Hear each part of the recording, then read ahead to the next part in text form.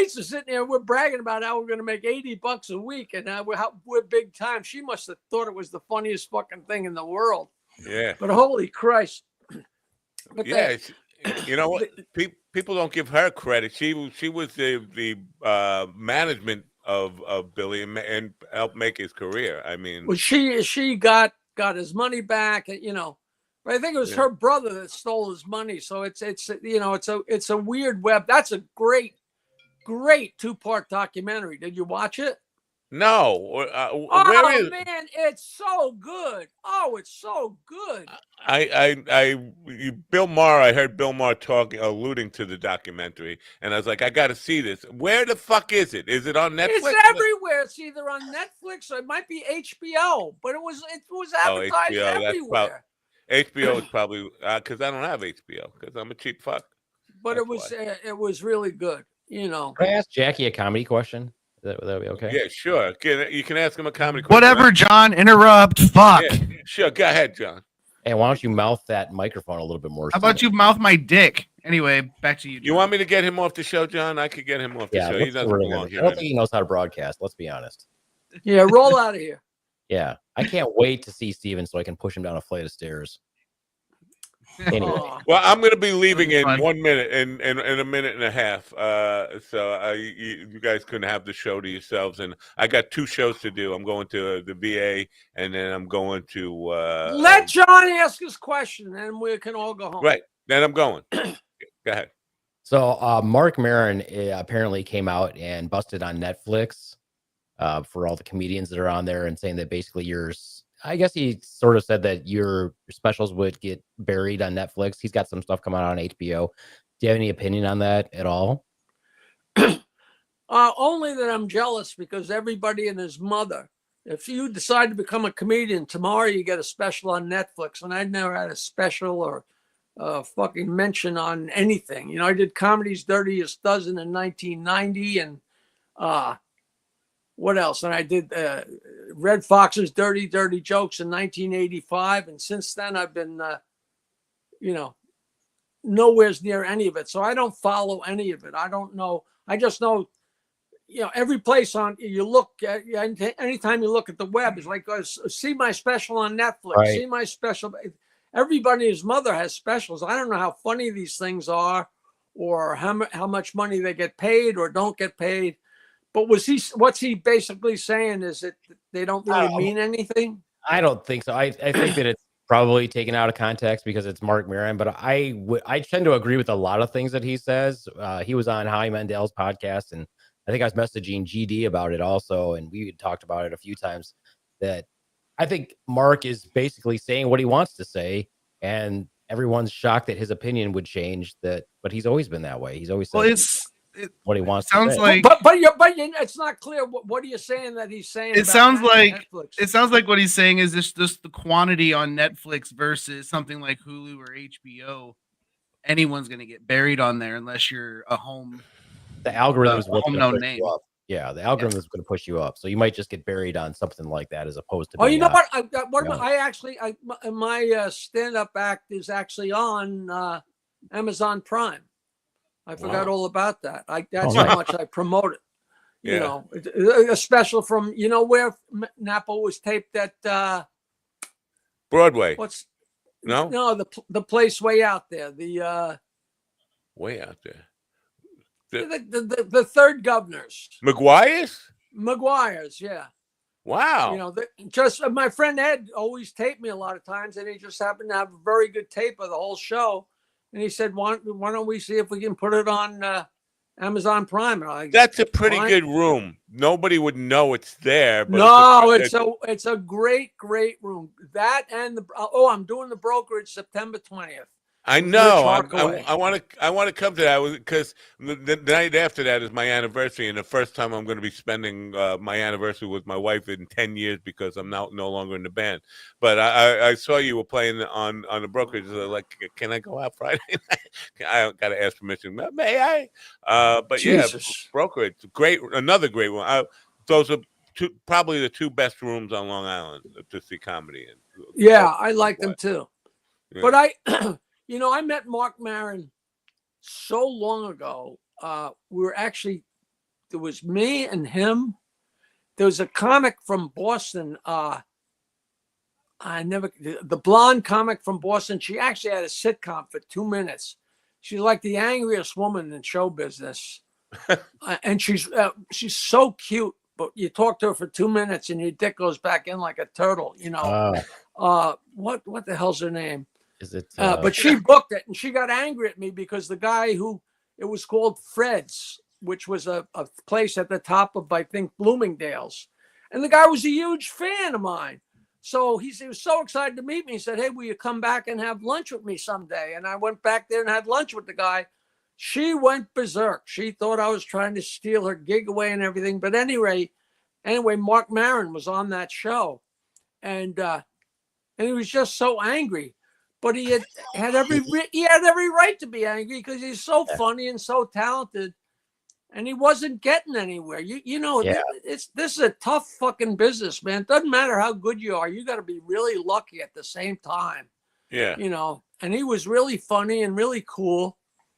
But he's getting a lot of hate because of what he's saying now. Mostly podcasts. He had fucking President Obama in his garage for sure. And exactly right. him. So fuck everybody else. His opinion. You might not agree with him, but I'm sure his opinions are as valid as anybody's. I totally agree with him. That's probably my problem, and I'm a big fan of his. But right now, it's very fashionable to just jump on him and just say, "Well, how dare he?" He's calling out the truth of the Rogan bro sphere, the Austin comic people who have made a heavy right turn, and comedy was never. You had maybe some comedians who had some right-wing leanings. What? Like 30 years ago, when Dennis Miller became a Republican, it was like, holy Christ, it's like a stranger in our midst. Right. Like comedy and show business are liberals, fairness and equality and, Yeah. So, and what's the whole thing with Joe Rogan doing a fucking about face? Things are just crazy, Yeah, and people follow Rogan because he's like the new Oprah in a lot of ways. He's very influential, and so all these bootlickers, these people who are just trying to get on his podcast, followed him down that right-wing grift path, and now you have a whole bunch of Austin comics doing that, and that's what Maron's calling out most of all. And I couldn't agree more with him. Like, that's not good for comedy, is to have all the comedians go really conservative. I mean, the things about comedy, it was always pushing the edge and anti-establishment. You can't be pro-establishment. I don't get it. Joe Rogan was in the movie Venus in Vegas that I was in. The movie where I French kissed Florence Henderson? Yeah, I can't wait with to the ask mustard. that. The mustard kiss. That's gonna be my favorite question I'm gonna ask you on the panel. All right, let me go. You guys have I got to go to a gig. You guys enjoy Jackie and don't abuse him too much. Okay. No, I'm going to. We're not going to do the podcast without you. Yes, yeah. It's GD's show. GD's in charge. I'm going in and having my breakfast. All right. John, email me, but don't ask me questions because save them for the show. I want to save them. I will save them. We'll have a great time, and say hello to your lovely wife for me. And GD, Steve. So, Steven, are you going to be at this thing? I'm not making any commitment yet because I don't have my transportation situation's kind of messy at the moment. All right. Yeah, that's a nice fuck you to me. I'm only kidding.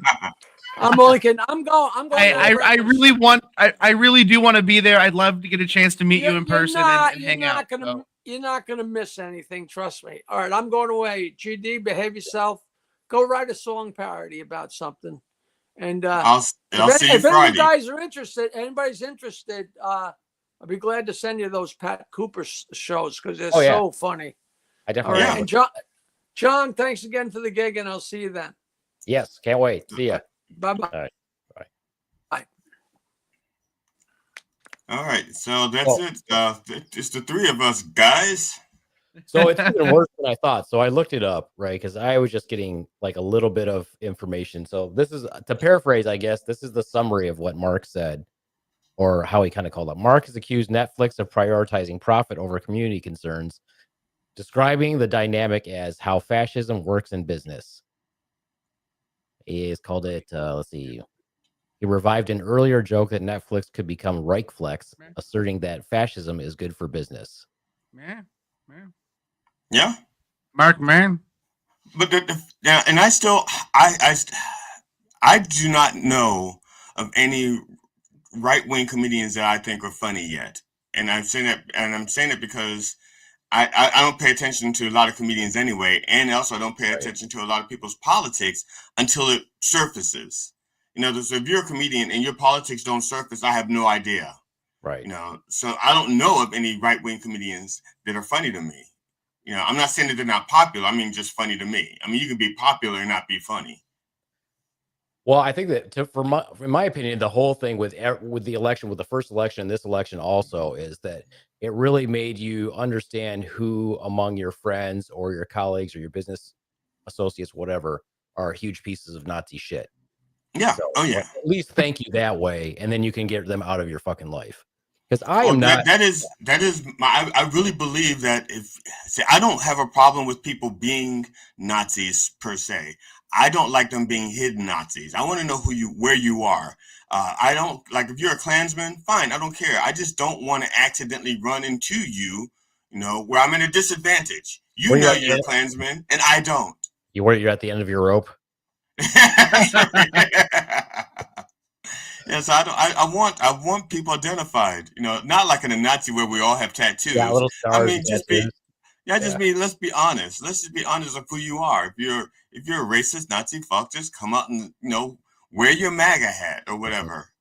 Yeah, I've told people, pointy hat, whatever you have. I've told people, I'm like, I'm going to start going to the tanner as often as possible so that people actually know. Because living in Michigan, even though I'm a brown man, you can't really tell that much. Like, I'm just going to brown myself up consistently.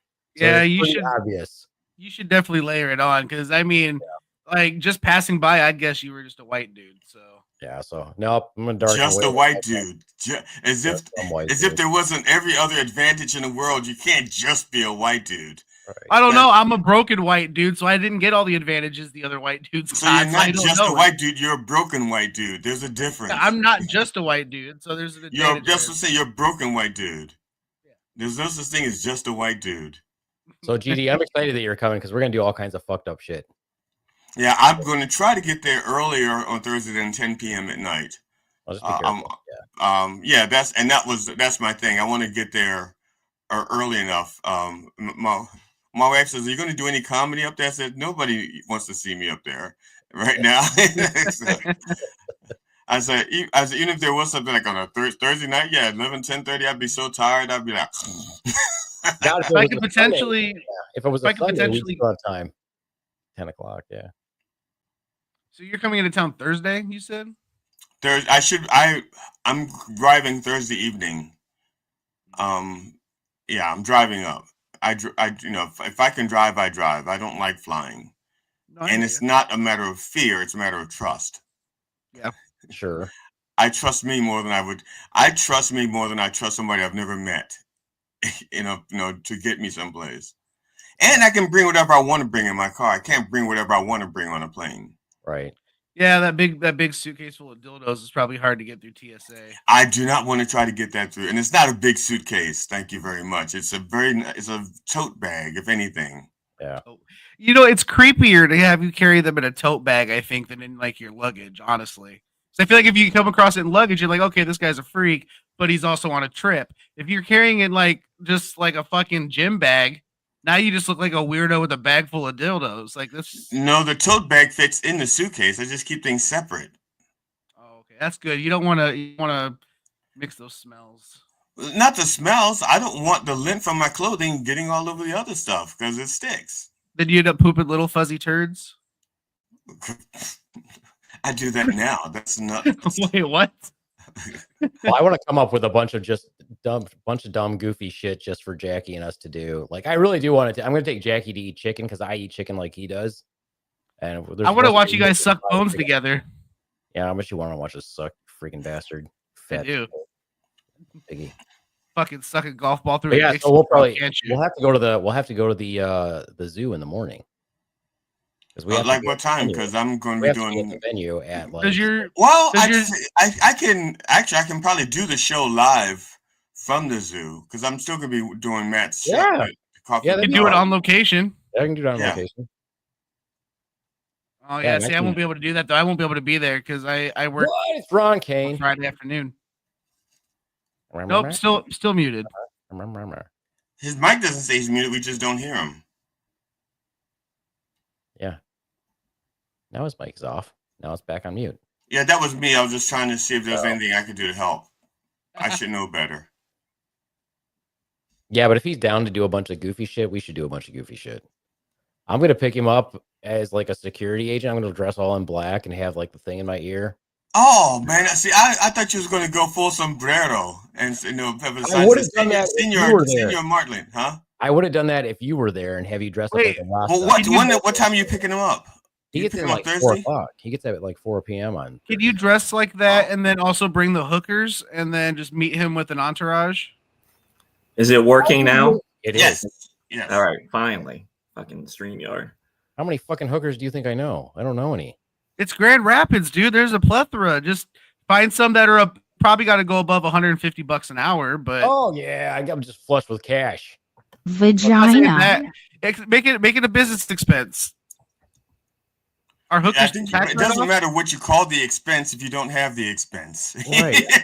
Well, I guess that's true. Yeah. Look at Steven talking big shit about having money over here. I mean, I don't know if I can't afford a transmission. Yeah. No, I can afford a transmission. I'm just not going to keep putting money into something that's going to keep needing more money. I have to go into dad mode when I hear Steven talk. I'm like, buy a new car, you idiot. I am. I'm going to look at it at some point this week. I didn't say a new used car. I said buy a new car. I can't. No, I took a huge credit hit from this divorce. Whose fault is that? Mostly mine, but kind of hers too. Vagina. Yeah, exactly. No, she fucking ruined my van, and then when we bought a brand new car, put it in her name. Yeah. So how you been, gentlemen? Good. How's it going with you? Yeah, not too bad. My mom is slowly starving to death. So other than that, it's kind of cool. Wait a minute. No, I'm sorry. You don't get to gloss that over. Are you starving her to death, or is she just not eating? No, it's the Parkinson's that's starving her to death. What? She's putting food on her fork and she can't get it to her mouth, and so she's what? I understand. How is she starving? Only if it was that good. Only if it was that good. Steven, what I just did is nothing compared to what Ron does, okay? That was insane. Wow. I mean, that was... Matter of fact, Ron right now is going, how do I use that in my stage act without people knowing that Glenn just did it first? So, Ron, you're saying that your mom is at the stage of Parkinson's right now where eating is not a necessity for her whatsoever? Nah, it hasn't been. She's basically... checked out. I mean, she's there mentally and stuff, but like she's told me and some other people is like she hates the state that she's in. So I mean, it makes sense. Oh yeah. Everything she can't fucking do anything anymore and things like that. But the Botox makes her look great though. So fantastic. So good. It's so good. Yeah. I mean, at least the nice thing is after a while, if you're not eating, your body kind of releases. So I can't remember which chemical it releases, but it actually makes you in a state of euphoria where you don't give a shit. Right. Yeah. So. Right. I've done 2 40-day fasts, and I can attest to that. Yeah. So I imagine, it can't be that much longer. Probably maybe I would say in the next month or two. As long as she's at peace with it, as long as she's cool with it and she's good with it, that's what's important. Yeah, well, she really doesn't have a choice though at this point too. I mean, it's not like she can just get up and like, hey, I'm good now. I mean, she could start eating pie. I mean, if at my end of life, if they're like, oh, you could have anything you want, Dad, I'm like, just pie, just every pie you can imagine, except for like the meat pies. I don't want that shit. I don't want mincemeat. Ugh. And my first wife, her grandmother, I used to go visit her on a regular basis because at that point a lot of people didn't go visit her because they thought she was just getting old and too opinionated and stuff like that. And so I would go to visit her and I would take her half of an orange cake that I would get from Sam's Club, and her family started getting on me saying, why are you taking her cake? She's old, you're going to kill her. And her grandmother, Nana, would say, because I'm old, I get to eat whatever the fuck I want. Exactly. Tell them to stay out of my business. Yeah. She says, I've outlived my friends. I've outlived my siblings. The only pleasure I have left is when you bring me this orange cake. Yeah. I'd take the orange cake. I had patients like super old that would come to me, and we would go over their social history, and they're like, "Oh, I smoke a pack and a half a day, and I drink this much liquor." And then they'd look at me, and I'm just like typing away, and they're like, "Are you going to tell me to quit?" I'm like, "You're 80 years old. Why would I tell you to quit?" I'm like, "Do what the fuck you want. Do what the fuck you want." I'm like, drink more. I don't give a shit. I'm like, enjoy your life. Who gives a fuck?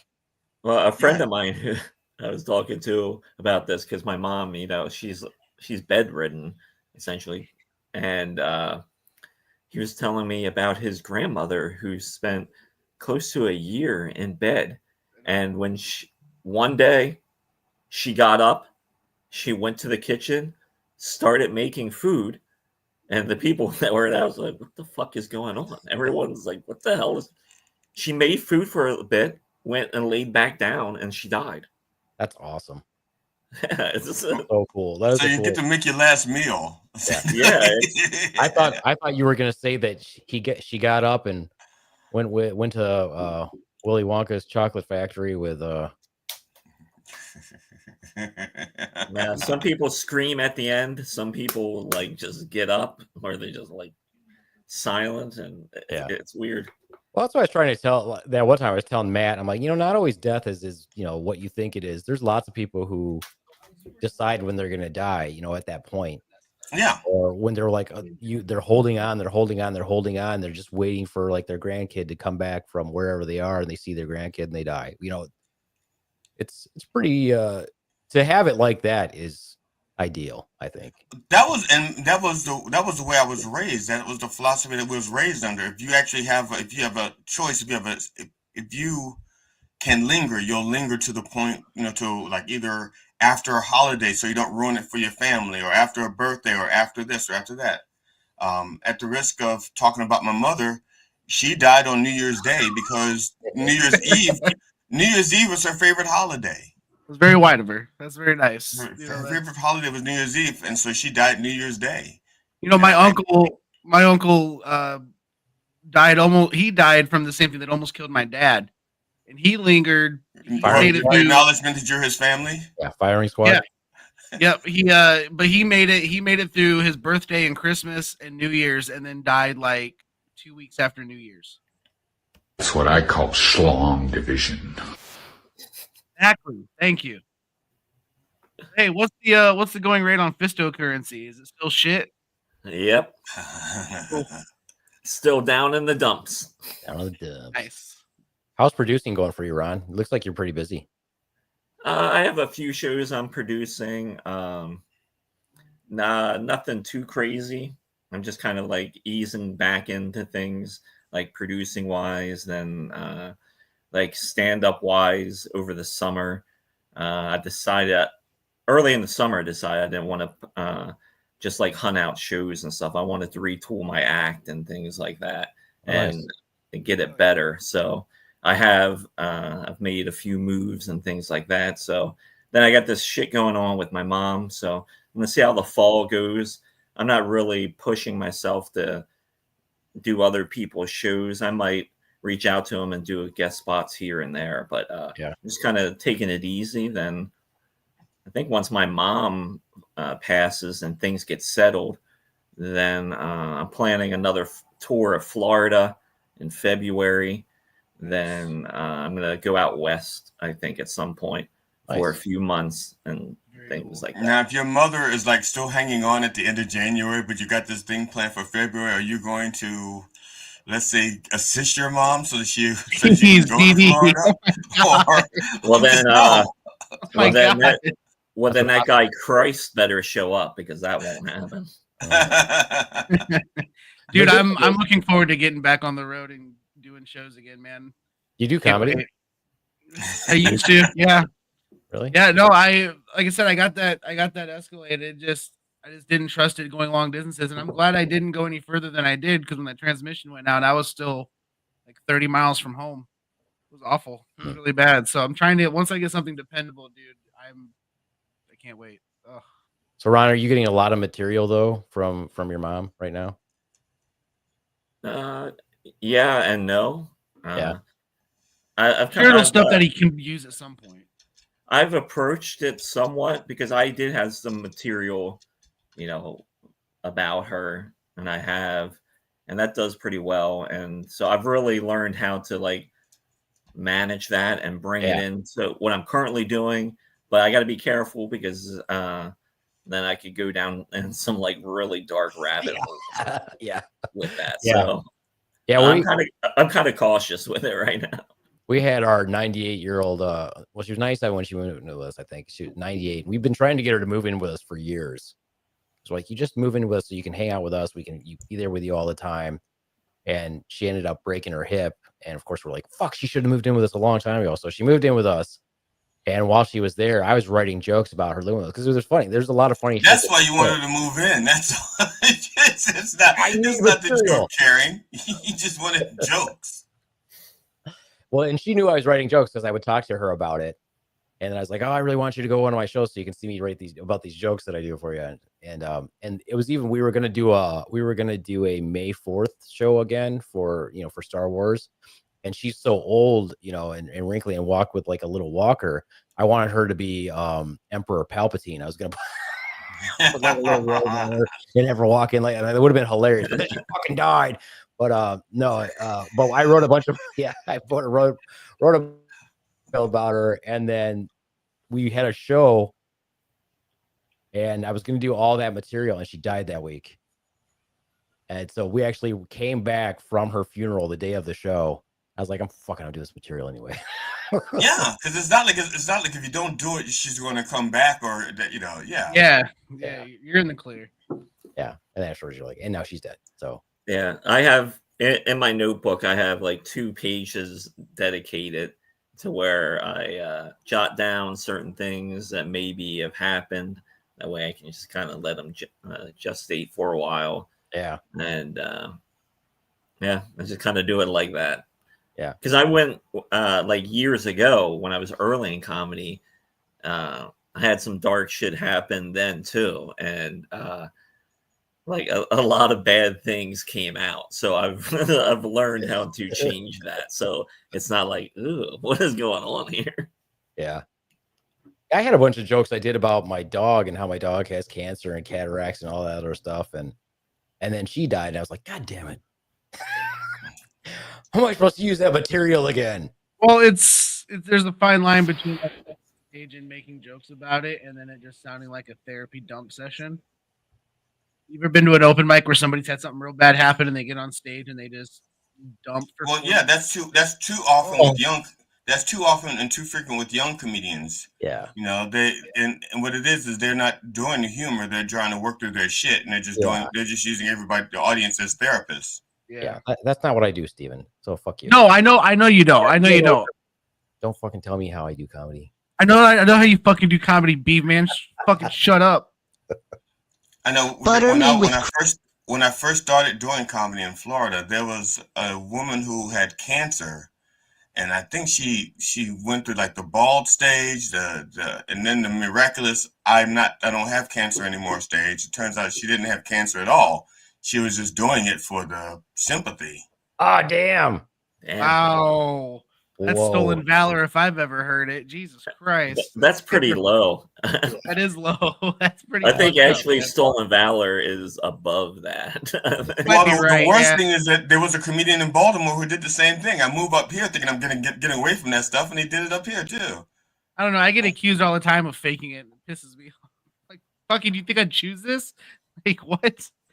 Fucking all the time. Well, the positive is then if something does happen to somebody, then you can go, well, God does hate the lazy. Yeah, fucking karma, motherfucker. Yeah. Actually, the last person that accused me of it is dead, so it's fine. There you go. Now you're dead. Yep.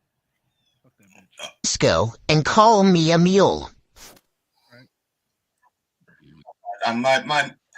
There we go. my headset was popping in and out of its hole, so I kept losing you guys. Oh, Yeah, you got to have a firm foundation when you stick it in, otherwise it's going to start popping in and out. Yeah, I couldn't tell when you guys weren't talking, so I didn't know if I could say anything because I had silence. So, but that it was, shouldn't just, have talking anyway.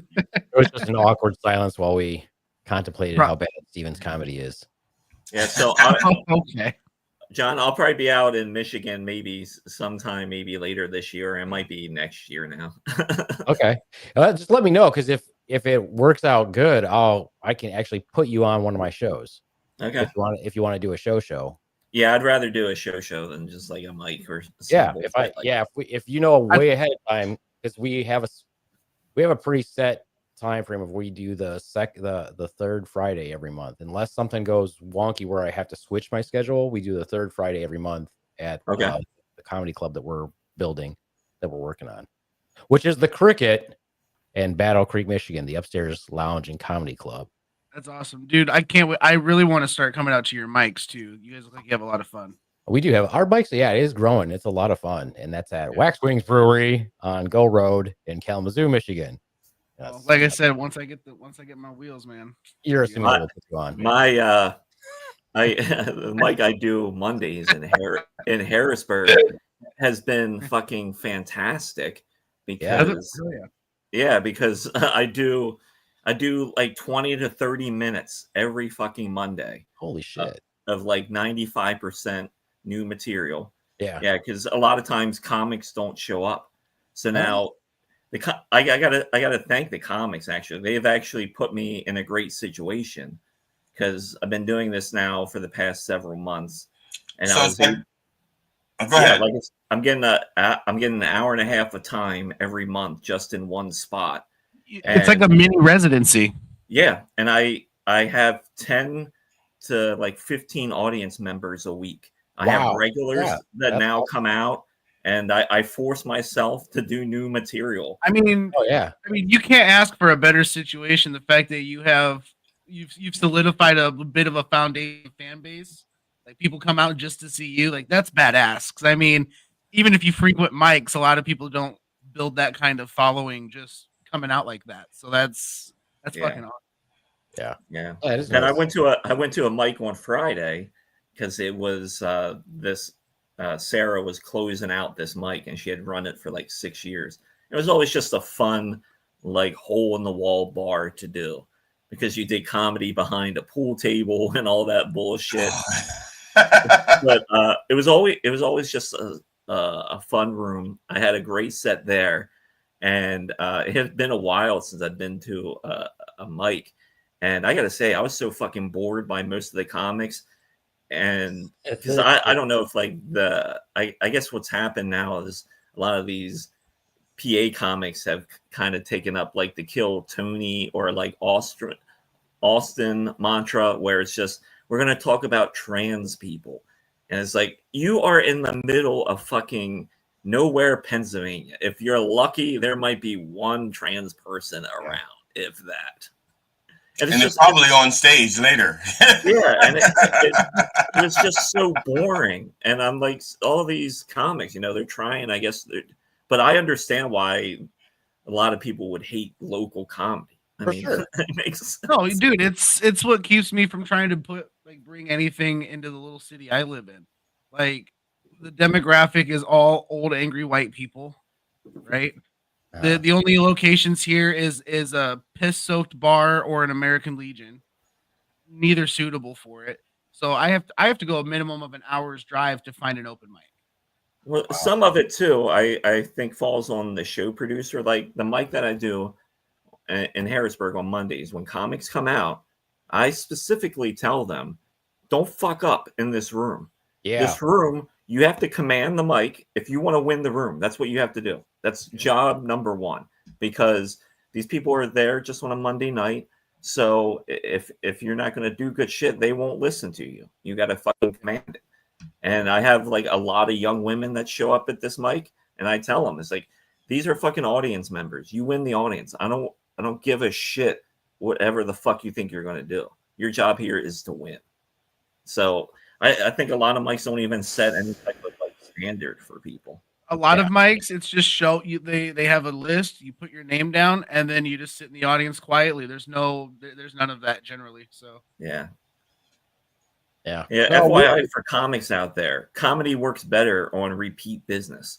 And when people see you and want to come out to your events, that's a good sign. Yeah. I mean, we kind of, with ours, we've started doing a new thing with our open mics is instead of me hosting it all the time, we're having other people host it that I trust to host so that they can work on their hosting. And also so I don't have to host every time. But we still have rules, and the rules are pretty well set in stone. One, don't go up there and fucking offend people. Like, this isn't no hate speech, none of that stuff, no bashing on LGBTQIA, that sort of thing. But also, if you are an audience member, we also do say, no, this is an open mic. It's not a show. You might see some amazing comedians. You might see some people who are just working on stuff. You might see people for the first time that they've ever done it, or you might see somebody who you might see on HBO or Netflix someday. It's possible. So if you're here for comedy, once you start sitting that stage and they know that night is always comedy, always an open mic, then you're going to start getting some people who are actually there not just to enjoy the venue, but to actually watch some local comedy. So we're starting to get there, and it's fun. I mean, that room is a lot of fun, so we're pretty excited. I can't wait to check it out. Yeah, it's good to hear. Yeah, the venue I was trying to get into in Westminster, they said they wanted to do it. I hate people who don't get back to me. I'm going to call you tomorrow, and I can't stand it. I hate dealing I'm the big homie. I hate when homies try to call me and they're in a dead zone with their cell phone and they sound like robots. I don't like being called a homie. You don't got. I would say that as a friend, not because you're black. Wow. Yeah, you can. Are you a retard? It's so quiet. Why is everyone so fucking quiet? Why is it so quiet? I don't know. What are you guys doing over there? Shit. I would say we could. To be honest, I was not prepared to be joined at this point. Matt says you're going to be by yourself from 10. Matt says first he says I'm leaving at 10, and he doesn't leave at 10. I'm looking at the clock going, so when you're leaving, when you're leaving, when you're leaving, and he finally leaves at whenever he left, and then so I was prepared for a totally different thing. I wasn't prepared to actually interact with anybody. So you're not going to interact with us? Is that what you're saying? So you're bad at improv? No. I was going to talk about Crack the Sky for the last hour. Oh my god! Seriously, really? Oh my god! Yeah, I was going to talk about Crack the Sky, but dude, he couldn't even call me without talking about it. He was like, hey, we had Crack the Sky on. It was awesome. Oh, wait! Do you hear that sound? That's everyone closing apps on their phone right now. Here's the funny.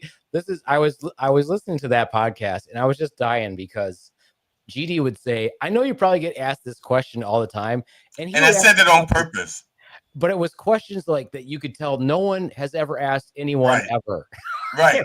Why do you wear green socks when you play that one guitar? And he's like, "Fucking what? What?" Yeah, I did that. I did that on purpose. I did that on purpose. Yeah. But you were actually surprised. I know you were surprised because you were expecting me to go on and not let them have anything to say. And Matt did so much more talking than I did. Yep, it is true. You were silent the whole time. I was like, "Wow, yeah, Matt talked a lot." Because I was consciously trying not to be a fanboy. It was good. It was good. I was glad that he could actually connect. Yeah.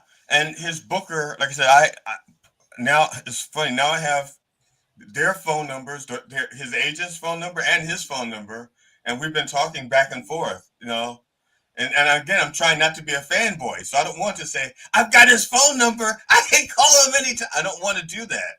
Are you trying to get him on? So you're going to try to get him on your new show then? What show would he even be able to be on for you? That's just it. He couldn't. He's going to come back. He's going to come back on here. I'll just have him on my show. I'll just ask him to be on mine. Although I don't know who the fuck he is, so I guess that'd be stupid. Yeah, so he's going to come back on here, and you want to be on my show? I don't know who you are. I'm sorry. I'll have to go listen to some music. I don't know. GD likes you, so I guess I'll go check and see. Oh, it was hard for me not to be a fanboy. It really was, and that's so. and I was kind of proud of myself afterwards. You know, I looked at my notes and said, okay, I asked him everything I wanted to ask him except for one question, and Matt asked him that.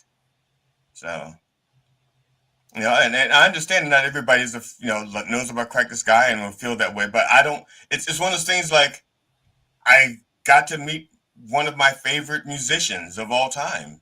Yeah, you can just say most people don't know Crack the Sky. You say almost And everyone. we would just like to keep it that way. I'm gonna start using "Crack the Sky" as my intro music because I'm pretty sure it's free. I don't think so. But go ahead, try it. Go ahead. I'm just kidding. Crack the Sky. Don't come at me like good old Blind Mike attempted to and yet did nothing. Well, I think Blind Mike. God damn it. Part of the reason why they did nothing is because your podcasts are not visual. And Blind Mike needs a visual. I don't know why. Yeah, I don't know why they either. want video. And I No, think I don't know. I don't know for certain. That's the theory. I don't know if you know this, but I'm a podcaster. So if you do video, you're not a podcaster. You're a vidcaster. Well, I'm just saying that's. How about you fucking don't label people, bitch? Hey, I've been doing it for 7 years, so suck on it, bitch. All right. I can't wait to have our orgy with the Mothman. It's gonna be really fun, guys. You guys don't even know what you're missing. It's gonna be really fun when we knock you out of your wheelchair. But we already have plans on what we're gonna do with your dumb ass in West Virginia to make a bunch of videos. I'm down. I already told you I was down, so let's do it. It's gonna be hilarious. It's gonna be hilarious. Trust me. But GD, we're gonna have some fun. If you go to the zoo with us, GD, it's gonna be a blast. At some point, I want to dress up like a MAGA redneck and act like I'm going to a MAGA convention, and the only way up is a giant flight of steps with a MAGA sign up the top. Yeah, and then when you get up to the top, I'm gonna dress like Governor Gretchen Whitmer and push you down the stairs. Yes.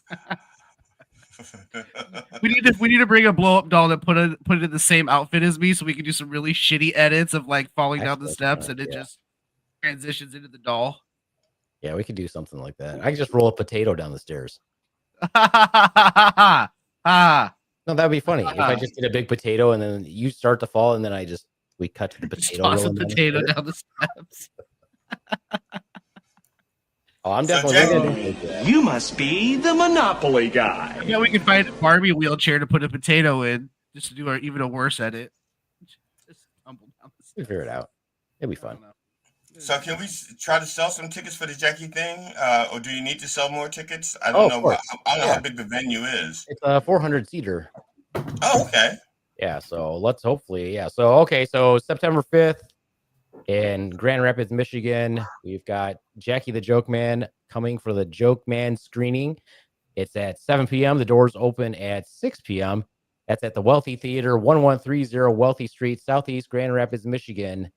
And the ticket link is at the bottom of the screen. So, yes, we want max people to come on out.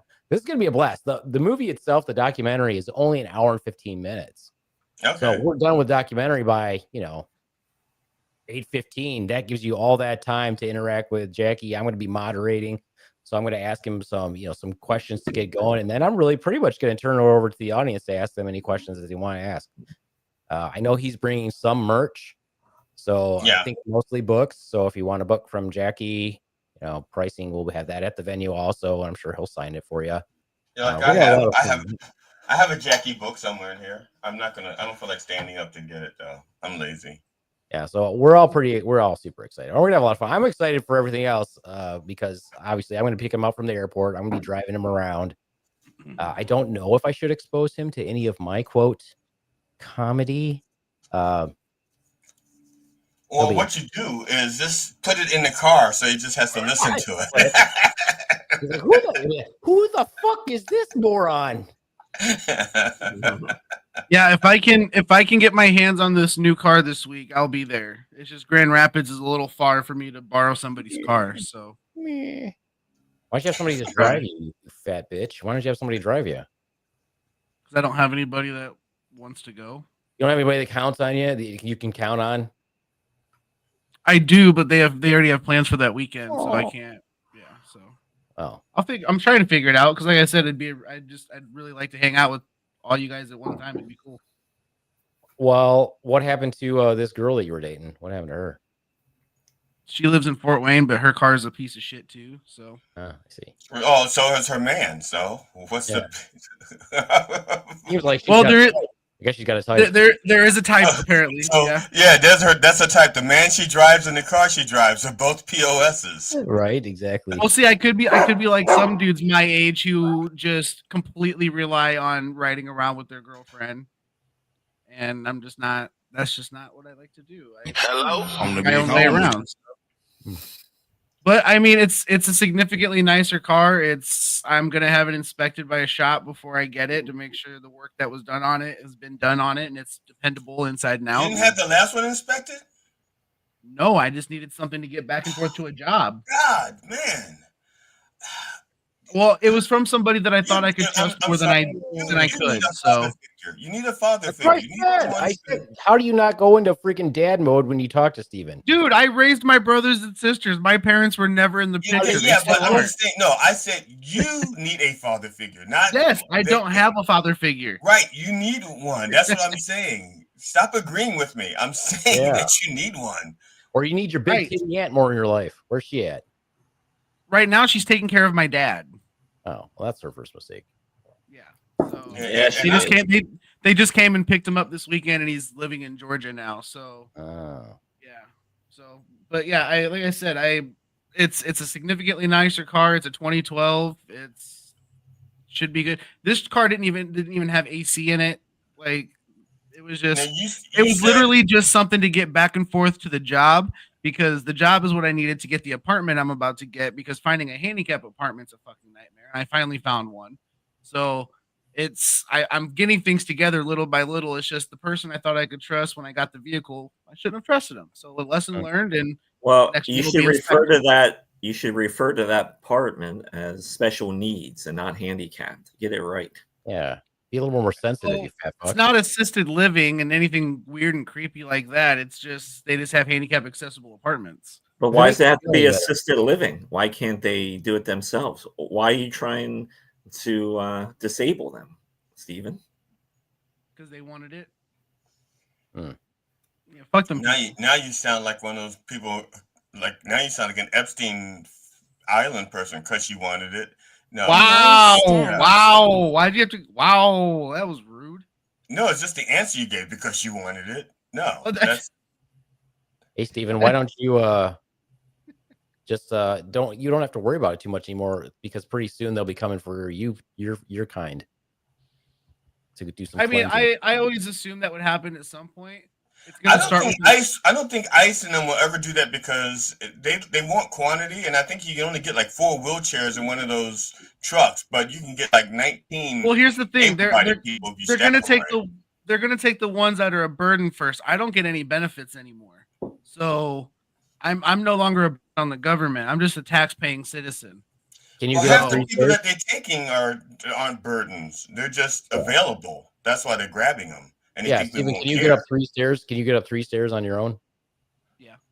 Okay, well then maybe they won't kill you yet, but it's coming soon. No, like, the house I'm in now, I have to crawl up 3 or 4 steps to get into the house, but I can do it on my own. I can get my chair in the house too on my own. So you're I as can do healthy as it. Donald Trump. You can crawl up a few stairs on your own. I think so I'm you- probably healthier than Donald Trump. Oh, I don't know. He's got a pretty good health insurance plan that we're paying for. Oh. That's true. Although my health insurance plan through my job's pretty great. So Yeah, Alright. and Steven's doctors probably have some sort of ethics, whereas Trump's don't. Oh, that's good. That's true. That's dude, it's true. My doctor, man, she straight up was like, "Hey, if marijuana works for pain, I'd rather you do that than pain meds." And I'm like, "I agree, thank you." I- way I- ahead of you. I personally love all this Trump stuff and watching people talk to him. Like it makes me laugh when I see any type of media talk to him. It's like this guy definitely molested young girls, and you got to pretend. I mean, like it didn't happen. he's definitely a raper. But did you see his stink video that just came out? What video? Before he went MIA, there was a video of him in a meeting, right? And I guess apparently they had Mexican food earlier that day, and he had an upset stomach. And apparently he was shitting himself in this office, and you can see the people behind him like going like this. Soldiers across the room are like covering their nose.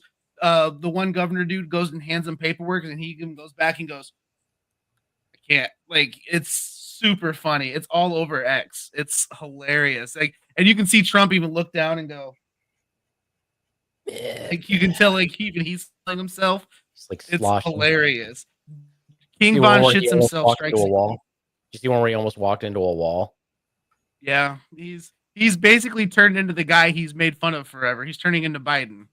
No, he's turning into himself because Biden was never that bad. No, Biden was still riding a bicycle.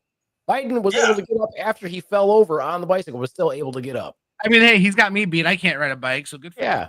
Yeah, so stop talking shit about Biden. Yeah, I'm not saying that he did. First of all, hold on. For the record, I, as a real comedian, I make fun of all politicians. I don't take sides. Okay. Fuck you. Biden was just as funny. Anthony Jeselnik. Did you say just like a real comedian? Yeah, like a real comedian. I didn't say I was one. I said like one.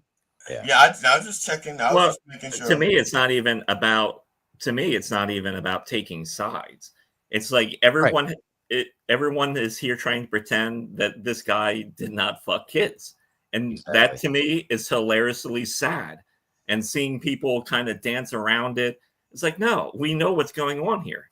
Mm-hmm. So let's get to it. Yeah. But that makes everybody around him a piece of fucking human garbage, and the people who don't call him out. It does. But in the terms of context, in the terms of context, I love it because this is what comedy is. You pull these people out, then you just skin them alive. Yeah, I can't wait. It's funny watching. It's funny watching some of the right-wing YouTube personalities flip on them. Like the Sean Ryan show. He was like, after the Epstein thing, he goes, "I'll never trust another word out of his mouth or his administration." And he was a super MAGA guy for a little bit. Like he's super conservative. Like I'm watching these guys flip left and right, and it's just like, good, finally. Yeah, the only way I would ever take that guy's word again is if he ate the shit out of his ass, because these people like, well, I didn't know. Go fuck yourself. Like you knew what was in front of you, and now you want to play this game like, oh, we feel so used. No shit. Are you? He should have lost all the support and never have won from Grab Her by the Pussy.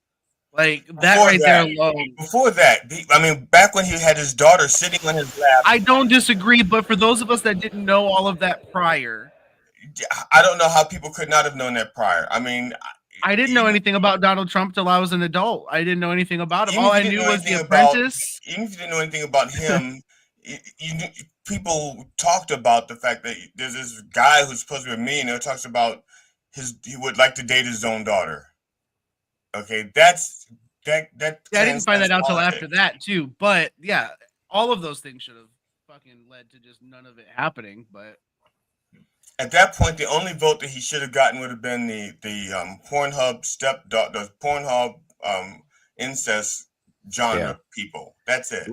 Last night, I took my wife to the drive-in, and my buddy Scott Perry was there. Oh, did you get to talk to him? I did not, because I wasn't going to go corner him in the bathroom or anything like that, because I would have it would have looked really bad on me, and so I don't want to wind up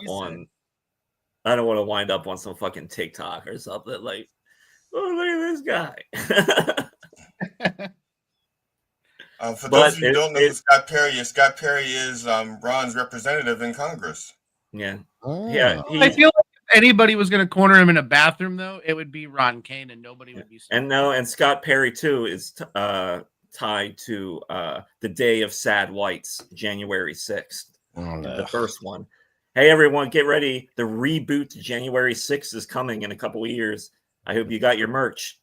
Now, Ron had mentioned earlier that Ron said once that if he ever caught Scott Perry in the bathroom, Ron was going to drop his pants and say "kneel before Zod," and because he has this tattoo on his schlong that says Zod, and I was disappointed that he didn't do it.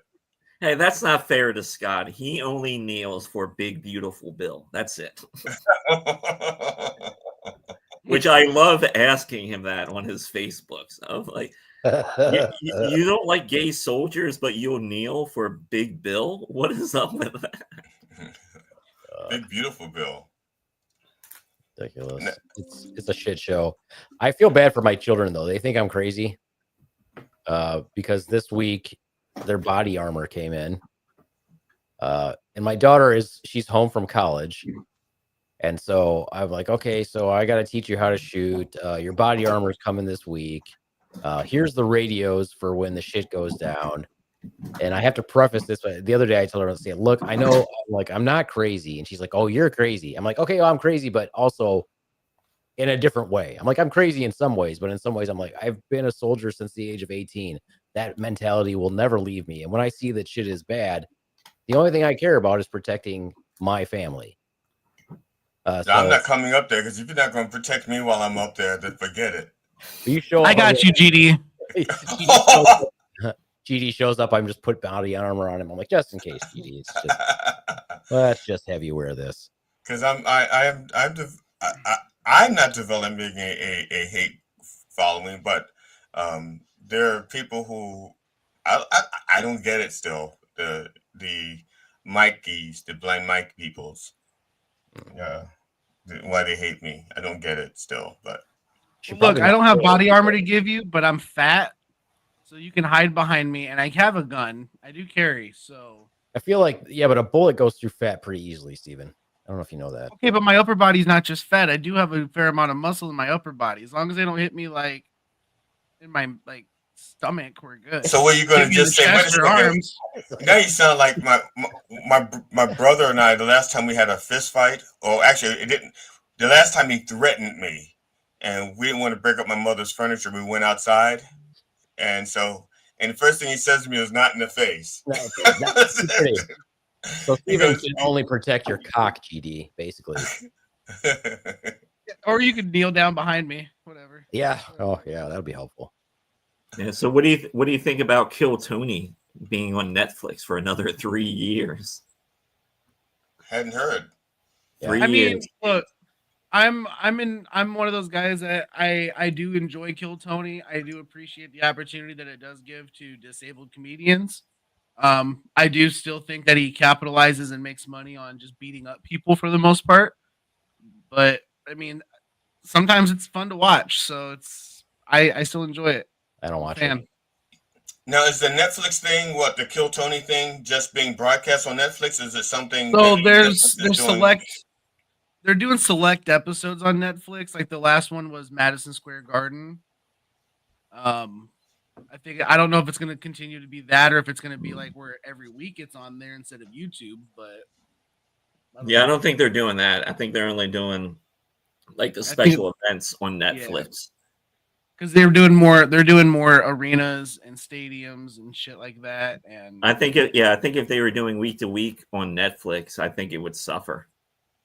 Oh yeah, because they get away with a lot on YouTube. Well, I don't know. The fact that they get away with a lot on YouTube is weird in and of itself. There is but there's a decent amount of stuff that's censored on YouTube now. They do censor more than they used to for sure, but yeah, probably because of monetization of it. Just like a real honestly question, if you were in a situation like that, is that a career path that you would want to have for yourself where you had to do that same kind of thing all the time? No. I feel like if it was one of those things where it's a special, like every quarter you did something like that, maybe that would be cool. But if that was your whole gig and you really wanted to do stand up, wouldn't you want to be doing stand up instead all the time? I mean, I know he does stand up, but I feel like the Kill Tony thing, I think the reason he's only been able to maintain it like he has been is because he built it around the bucket pool. And that does make every episode feel a little different. And then when he started tossing in like special guests, so I mean, it does. Some episodes do feel different than others. You know, like for example, when he has Shane Gillis and Adam Ray on, and when they do the Trump and Biden impressions, those episodes always feel bigger and more special and more fun. I don't mean he's the person who's watching the show. I mean the person who's doing the show. Is that the right? I'm saying the way set up for yourself as a comedian. That's almost like if you love doing stand-up comedy and someone approaches you and says, "Hey, I want you to be on this sitcom." You have to give up a lot to be on a sitcom. You're not writing your own material. You're not doing your own thing. Is that something that you want to do? If you started off doing one thing, is that what you want to do for the next 10 years? And that's what you want to be? I don't know. I guess it just depends on the situation, right? Because I mean, sure, doing Kill Tony every week would be exhausting, and it would probably turn into a drag. But especially as the opportunity started flowing in, I'm sure it became easier to be like, yeah, let's keep going. Yeah, but how long are those opportunities? To me, like Kill Tony is basically this generation's American Idol. Yeah, currently. I mean, it is. Yeah, it's stand up American Idol, but at the same time, I mean, if you look at it from like Tony Hinchcliffe's perspective, it's allotted him a lot of opportunity to do the other things that he's doing because he's being able to build the notoriety. Like he's been able to... for him, yeah. But to me, I really feel like that thing, like it's still in its own little box, and yeah, people like it, and definitely a niche thing for sure. Yeah. Like I said, it just feels very American Idol-ish to me. Yeah. And then I could see it going that way. I could see it at some point it turning into something where he produces a show that's just exactly like America's Got Talent or American Idol, but just comedy. And when I checked out I checked out the recent Netflix, and I probably watched like 10 to 15 minutes of it. And like at the beginning of that show, when he comes out, he's talking about like this is a 3-hour show. And I was thinking to myself, I was like, ugh, that is fucking hard. Sometimes some of those episodes that go, because they're generally about 2 hours, 2.5 hours. Some of those episodes do go really quick, and it doesn't feel like you sat through it. Some of them though, fucking drag. Yeah. There's some that I don't watch all the way through because I'm just like, this is fucking boring. Or the guests they have on are too fucked up to function. Yeah, it's not my thing. That happens a lot, and it's sometimes hard to watch. Like they'll get some guys on there that are so fucking stoned, and they just sit there and they drool the whole episode. I like part of the idea, but not the whole idea. And my pitch for the show would not get watched because my idea is this: if you got up there and you did 90 seconds to 3 minutes, and you had some good stuff, I feel like it would be better for the panel then to like, okay, now let's take this joke apart and let's see if we can help you make it better. Now, nobody would want to watch that show except for other comedians. But if you really wanted to be helpful, I think that would be a fucking awesome. My biggest gripe is I don't like the 1 minute format because I feel like if anybody really just sat down and tried, could maybe come up with a solid 1 minute, regardless if you're funny or not. And I think that's where their interview portion maybe comes in because it kind of balances it out. But I think 2 or 3 minutes would be better because then you could, because not everyone is a setup punchline comic that can knock out a few jokes in a minute or even knock out a full joke in a minute. You know what I'm saying? So I feel like they miss out on some things. Yeah, if that's not your pacing, like my pacing. Well, I mean, for example, some people that we've interacted with in person have been out there, like Jenny Rodriguez. Her jokes generally take a little bit more time to set up, and every time she's been on there, she does okay, but she doesn't knock every time. How many times? I thought it was like a bucket thing. How often does she? It is a bucket thing. She's been on 3 times. Damn. And all 3 times, like some of the jokes she told, I've heard her tell in person, and they require maybe 45 seconds to 50 seconds to even set up. You get the punchline out, and you have that stupid cat sound that goes off. Then the bear sound goes off. You're done. So I mean, if they had 2-3 minutes, it might be that you just watch too much TV, Steven. I mean, I do. I have time on my hands. Yeah. Read a book. Work in a bank. I do. I do read. I just don't. I read, just not at. I just read at home. It's nonfiction. Read boring shit. Fuck you guys.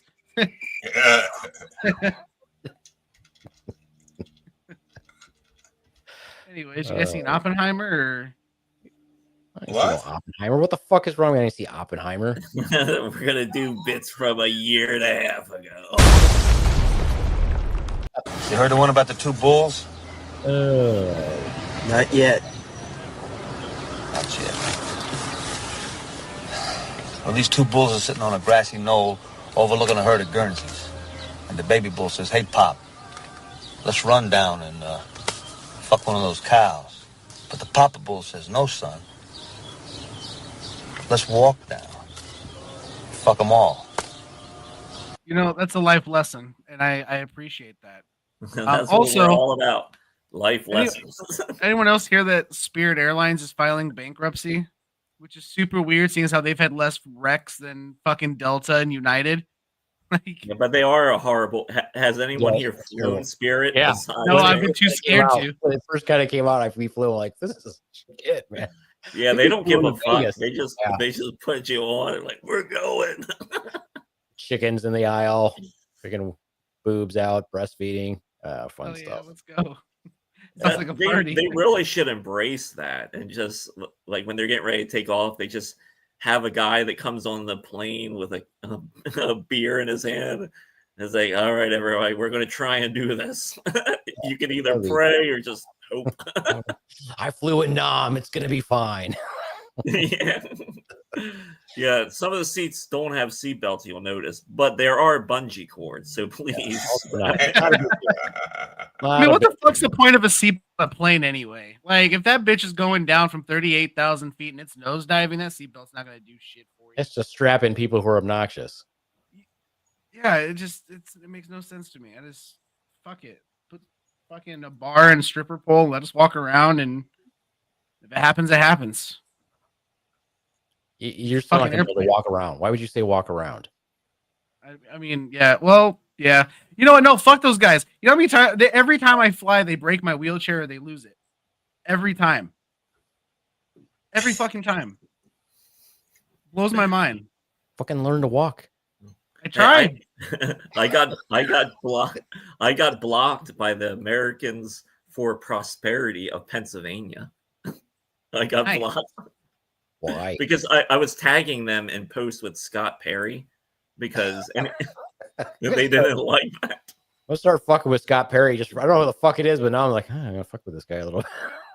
Well, like today, I posted another one where I'm tagging this Rotary Club that's in Carlisle because they had Scott Perry there, and I think he was maybe the only person there listening to him. But I'm like, you're all about faith and all this, but you're going to support a guy that looks the other way for Epstein? What's that about? Yeah. They don't like that very much. No. They don't know what they're supporting. They're like, oh, it's in the Bible. No, it's not. Read the Bible. He never read the Bible. Yeah. What version? Like, shut the fuck up. Oh, God, I'm so angry. So what do you think the sequel to January 6th will be bigger than the last one, or is it going to go out with a dud? It's going to be nothing. I don't know. I just know that if the shit does go down, I'm 100 pounds too light. I got to look like a big fat fuck like everybody else. Yeah. I know. How did they even make those stairs on the camera? I don't know. I don't know. Like it probably wasn't the rush that we thought it was. They just sped up the tape.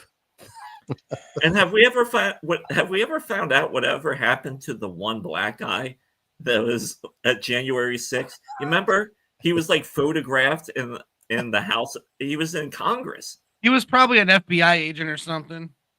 Because he was just set up there, and it looked like, oh, I shouldn't have came in here. I better fucking get out of here quick. I was here for the tour. He's like, I didn't think we'd make it this far. I went to the bathroom. How did I end up with this fucking mob? What's happening? They told me there'd be chicken. Damn, GD, that's racist. What? I would love to see video, if there is video, of that guy, and he's just making his way out. No, what I think would be really funny is if just in one of the videos, there's just a panning shot of like the dude in Nancy Pelosi's office and the black dude just in the corner with a bucket of chicken. Just took a wrong turn. I'm just what? I don't know. You know what? That'd be a funny skit to shoot with Red. Just have Red standing in the corner with chicken, just eating like I was here for the tour. I don't know what you guys are doing. You want some? Like, it's just, I don't know. That'd be great. Be funny. Anybody got hot sauce? That's the one right there. It just pans over to her. She's like, "Anyone got hot sauce?" I don't have hot sauce. I got some bear spray. Tastes about the same. Oh man. I was watching a documentary about Brandon Lee, and I didn't realize that they figured out what killed him. Got shot. Yeah, man, I know he got shot, but how he got shot? Because they made the blanks. They made the blanks themselves instead of actually using pre-made blanks. Right, but that wasn't what that wasn't what did it. Well, it was they have there's these bullets that they use that aren't fully loaded, Yeah. but they're real bullets, but they have like I don't know why they crimped-end use them. blanks. I don't know why they use them, but apparently one of the guns had the tip of the bullet still in the nozzle. So when they put the blank in there, the blank just shot it out the rest of the way. And I didn't know that until yesterday. Yeah, they wouldn't have had that problem if they made all that stuff themselves, is my understanding. So if they wouldn't have made all that stuff and they'd have actually used pre-made stuff, they wouldn't have had that problem. They do that I am assuming is because if you take a picture of the revolver from the front, if it's a blank in there, you can tell. The revolver, you have to be able to see the edge of the round. So if they put those in there to make it look real, they have ones that are made like that you can do that. But they made their own that's what I was told. I don't know if that's true or not. No, they in the documentary they said they did make their own blanks, and the real bullets that they had a decreased amount of gunpowder, whatever it is that I guess was in there, and so the bullets don't leave the nozzle. They don't leave the nozzle. They just stay in there because it's not enough. So you see a real bullet going in, and it just doesn't come out. It was there was how many mistakes and how it was so plagued from the beginning. How they were shooting at night in like 18-hour days and the whole crap. Yeah. But I always wondered how he got shot. If they knew if they had the blanks in there. But then they got into conspiracy shit about how he was 28 and Bruce Lee was 32, so they both were murdered. He was. The Yakuza took out it's his father's fault for showing martial arts to the Westerners. He was killed by the Tenmak. Well, the thing that amazed me the most, I'm watching this whole thing, and the one moment where I went wow was because Bruce Lee was like 5'6", I think. He was not a very tall person, and I don't think his wife Linda, Brandon's mother, was very tall, but Brandon was 6 foot. Really? And that's when I went, wow. That's what they said there. They said he was 6 foot. Wow. Kung Fu in his DNA stretched him out. I guess that makes sense because he's in that movie with Dolph Lundgren, and Dolph Lundgren, of course, he's super, super tall. And yeah, if he was like Bruce Lee's height, he would look super short. Okay, I guess that makes sense. Wow. Yeah, and that's when I went, wow. Because I was like, everything else, I was like, had no. You didn't give a shit about anything else, just that he was 6 No, it's just everything else I pretty much had heard about until they got to the very end when they said there was the tip of a bullet still in the nozzle and the blank pushed it out. So that only I watched the hour for 2 hours. The fact that he was 6 foot and they. I was hoping the story was going to get better, but it didn't. I don't know where the story came from. Steve. Where did that story come from? I don't know. It's a good story though. I was in it. I was into it. It was cool. I'm a Bruce Lee, Brandon Lee fan. So yeah, he was in more movies than I thought. I did not know he was in that many movies. The first time I heard of him was when he did The Crow. Oh no, yeah, he did a bunch of martial arts movies. Yeah, solid martial arts.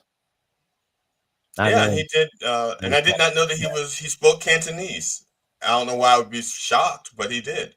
And I also did not know that he was in the remake of Kung Fu. I did not know that. He was the young grasshopper, only he was an old grasshopper then. Because he was an adult. I did not know that, and I thought that was their way of making up to Bruce Lee because Bruce Lee should have been their first kung fu guy. He should have been the first Quan Chan Kane. It was his idea. He had Yeah. the concept for the show. Yeah.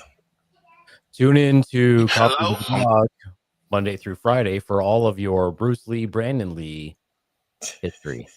The big Yes, home. sir. Brought to you by GD Fenderson. Well, look, y'all didn't want to talk about Crack the Sky, so I thought you might want to talk about Brandon Lee. The options were Brandon Lee, his mom, or Crack the Sky. We got Brandon Lee. So. I'm a three-trick pony. That's it. Save all your Crack the Sky trivia for when Jackie's here. I'm sure he'll be interested. Oh, he's a huge Crack the Sky fan. I should have mentioned it. He's actually. When Palumbo appeared on the show, I got 3 texts from Jackie about John Palumbo. Right, I'm fucking with you. I'm just joking. Like, are you guys riding in a car together? I'm like, I'll be in a different car. I need to hear that shit. Oh, yes. So Jackie is arriving Thursday night.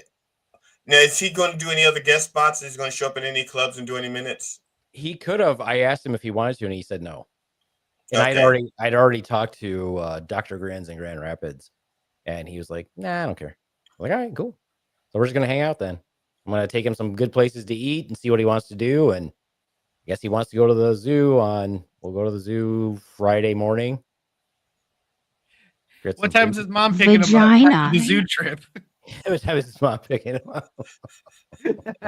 I'm honestly gonna see like if he wants to. Does he want to play old man or what does he want to do? Because I'm like, we could like literally. I was gonna say, do they have wheelchairs? Old man, he would not be. Let's say, do they have wheelchairs there? Because like Fort Wayne Zoo has power chairs you can rent. Rent him a power chair and just record him just screaming obscenities at people as they get in his way. And make sure that you pack a brown bag lunch and your soda is wrapped in aluminum foil to keep it cold. Bring a pack of Depends too to carry around just in case. It's only if your parents let you have soda, Ron. Some people just only go with the juice box. Yeah. Or if you're really lucky, you might get that Capri Sun. Oh yeah. Ooh, okay, baller status. Calm down. Yeah. Some of us did. Some of us had parents that didn't love us, Ron. Yeah. Some of us didn't even have water. Okay. Ron didn't have that as a kid either. Okay, he had the generic shit. He just remembers the other kids had it. Right. Unless you lived in Flint, then you didn't have water either. Yeah, Ron did not have Capri Sun. He had Pre-Sum. That's it. Pre-Sun, ew. And I remember the old like the plastic lunch boxes or even like the metal lunch boxes where you pack your sandwich and shit in there, and then when you open it at lunch and it had like that weird, unique sandwich smell. Yep. And Dude, I wish I still had mine. thermos with the matching thermos inside. Yep.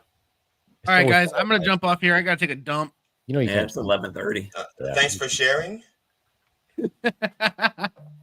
Yeah, you could have just said you were leaving. We didn't need to know what you were doing, why you were leaving for. I figured they'd prefer an explanation versus another story about your mom. No, especially since we usually are done around now. This is when we say goodbye, and you could have just said goodbye. I'm out of here. That's it. Nobody needs to know. Hey, how about you cash me outside in Michigan? How about that? You'd have to go to Michigan for him to do that. I know. I'm gonna try, dude. I'm trying to look. I was literally talking to the guy this morning, and we're trying to coordinate me getting out there to him. So, all right, don't be a bitch. I don't I know if you have can the help money. it, but yeah. I have to get to him Wednesday or Thursday, hopefully. So, all right. Okay, well, you're out of here. See you. Bye. Now, John, when you did the last video you did about nobody ever hearing of Stephen Ortiz. Stephen, bye. I thought you were gone. No, I'm hanging out now. No, it's fine. Go. It's fine. No, I thought your prairie dog. John, that guy looked like he was almost 3 times your size. He's pretty big. Or was that just a scale? No. No, Jerry is big. He's a big dude. Okay, he looked like a big dude. Well, I'm not that. I mean, I'm only 5'9", but he's got to be like 6'4", I'm guessing. Holy crap! Yeah, he looked huge. Yeah, but everybody looks huge standing next to me. No, because you got me by about an inch. I have a lot of tall friends. I have a lot of. You're at least an inch taller than me, maybe even an inch and a half, because I started shrinking a while ago. Oh yeah, me too. But yeah, he's a tall dude. It's pretty funny. I look very tiny next to him. Yeah, you did. And I thought I was looking at the feet to see if it was a perspective thing. I said, no, their feet look like they're standing about the same place on the floor. Oh. I said, is it camera angle? No, he's just big. Just a big dude. Yeah. He also still didn't know who Steven was. So nobody does. Fine. Thought you were leaving, Steven. Nope, I'm hanging out. Well, technically, guys, we're all leaving because it's 11:27. Ron, you have anything you want to plug? Besides your asshole? Yeah, not this Friday, but next Friday, the 12th, Friday night stand-up at Fratelli's. Edward Daniels is hosting, so please come out to that. Then I got some other shit happening in October. I'll be back at Laughing Stock at November 1st that weekend. That show is loaded up. Oh, yeah, and October 4th, back in Williamsport for Back Alley Laughs. So that'll be a $10 cover. So come on out. Yeah, you can find me at Ron King Comedy, and my shows and things are out there. Okay, the Beaveman, we know you have September 5th with Jackie. Anything else you want to plug? Yeah, September 19th, we have our show. It's going to be a showcase at the Cricket in Battle Creek. We've got, Dev Thomas, Marcus Cusick, Alexa Stanton, and Dev Thomas, and I will be hosting. All right. And Steven, you're still working at the bank, so working at the bank, learning bass guitar, getting a car so I can get back into comedy again. Steven the No-Com Ortiz. I know, man. I miss it, dude, so bad. You don't even understand. Okay. Her Majesty Queen Elizabeth has arrived in the show like a minute before we're ready to sign off. So I think I don't know. Are you, Elizabeth? Are you promoting your podcast and Charles A. Parker, author, Sandan and Aikido? Hello, Aikido and Japanese player. I think Elizabeth Gordon has her own podcast. I guess she's promoting that. Dustin Sweet, Oscar qualified. Okay, so. T-minus 55 seconds. Okay. Yep. So that's what I call schlong division. Guys, thank you all for being here and hanging out with me for the last hour or so. That I appreciate it. And I'm telling everybody what? Show the feet. Invest in Fisto, everybody. Yeah, okay, everybody. Just so you know, so instead of turn on your radio, since Matt brought this up, I'm going to play the driver's black video. Turn on your mom. Yeah, so don't forget to turn on your moms. All right, y'all take care. Bye now. Yeah. Bye. Oh, I did the wrong one. There we go. You're out of here, Ron.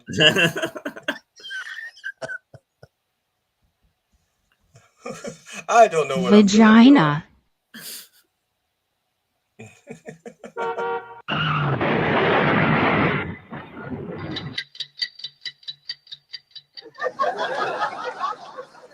Hey, everybody, it's Cowhead Dog.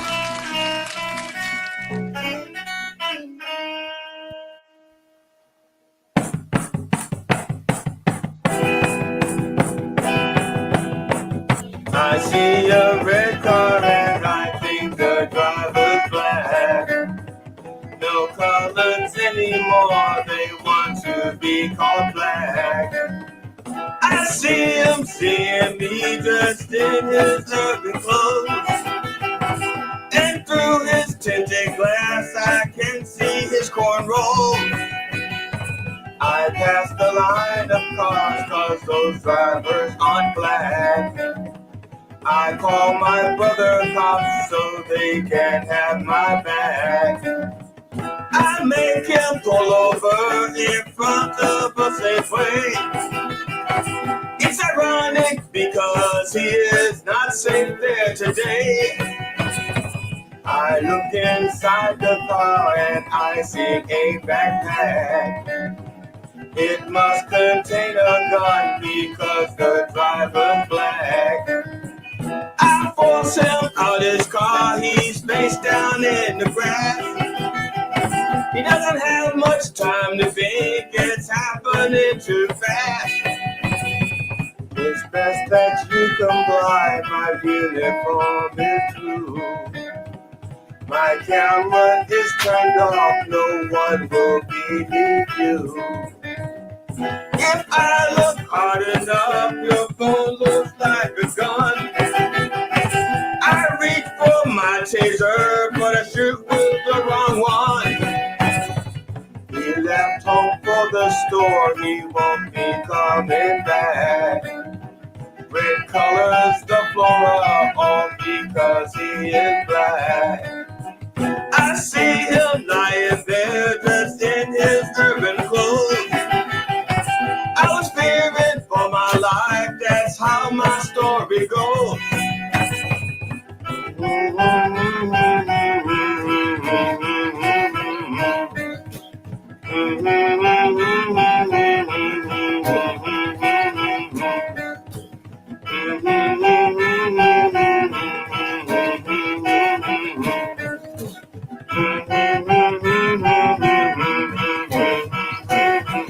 All I see are suspects, cause they're black. Black as night, black as cold. I thought I saw a gun. Oh, my bad, it's mine. All I see are suspects, perps and targets, painted black. Yeah.